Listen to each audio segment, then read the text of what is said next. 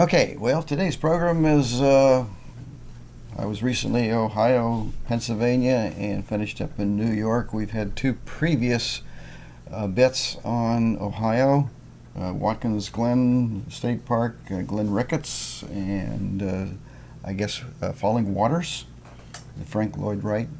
And the final one is we were in the Adirondacks, Lake Placid area in New York for a few days, chasing waterfalls.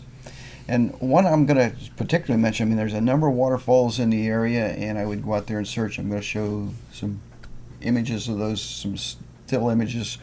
And another thing to keep in mind, I mentioned this before, that if you're photographing waterfalls and you're doing the dragging the shutter, the longer exposures with an ND filter, the time that you want to use for the shutter depends on how fast that waterfall is. If it's really coming down, if it's like a Niagara Falls, you want to use a much shorter shutter time.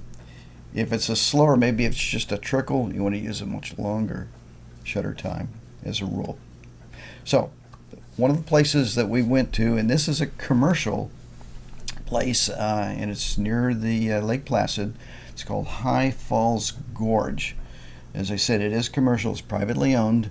It'll cost you $14.50 to get in. It's $10.50 for children. Under 3, get in free. So I guess if you got a 3-year-old, you can send them in with your camera. No, less than 3. Yeah, they're 2.9 years old.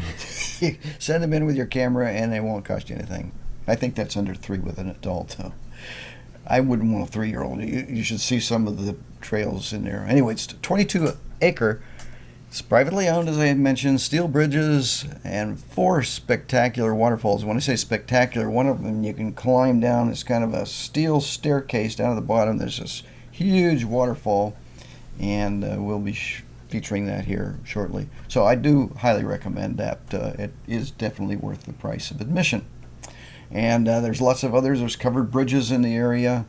Of course, Lake Placid, that's where the Olympics took place. And there is even a it's a farm there.